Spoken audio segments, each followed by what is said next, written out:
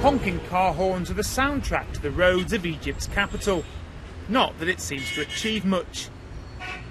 Now, we've been crawling through this traffic. We've barely moved in the last 15 minutes or so, but there's not really much point getting stressed about it, because traffic congestion is all part of life here in Cairo, where it's not uncommon for it to take 2 hours to get from one end of the city to the other.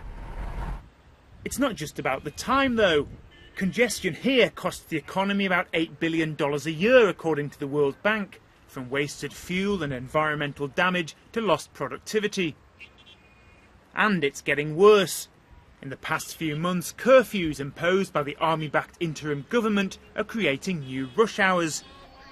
And since the violence surrounding Mohamed Morsi's ousting, there have been no trains running in or out of the capital, forcing more commuters onto the road. Our application have a very simple 5-scale statuses. But for Ali, traffic chaos lies at the heart of his business. Bayer lacks a mobile phone application that lets its 700,000 users pool information about road conditions. The idea is that motorists can then avoid busy areas, or at least know what they're letting themselves in for. And as he took me for a spin, Ali said it definitely made a difference. We got a lot of feedback from different users that, like, a student would decide if he's going to a college based on how the traffic is happening. I woke up and checked what's happening on the road, and it's completely jammed. So I decide to sleep a bit before going on the road. It's a sort of a traffic behavior changer. Competing with Ali for space on the roads are these motorbikes.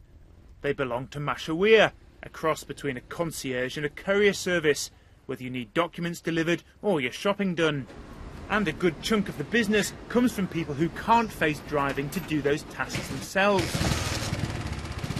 The basic concept of Mashawir is delivering any type of goods from point A to point B. People started to use us and like us because we're saving them time and effort, and because, of course, you saw the traffic and the roads are a bit risky in Egypt. But the only way to really dodge traffic in Cairo is to get off the road. This company runs water taxis between residential areas and popular downtown stops. But if it's really going to make waves, it needs to become economically viable, and that means increasing frequency and capacity. Now, these boats are quite small. They can only carry 8 passengers, but eventually they hope to have 60-seater water taxis running up and down the Nile. They're selling it as a way to save time, but you know what? It's quite a fun way to get around as well. And customers already on board with the concept seem to agree. It's much more convenient, much quicker, much less stressful. On the way back from work it takes an hour, 15 minutes minimum, and with the boat it takes 25 minutes. So I have the energy to do other stuff when I get home. It's great. It's a lot more expensive. I quite often take the metro, and this costs about 25 times as much as the metro, so it's something of a treat every now and again.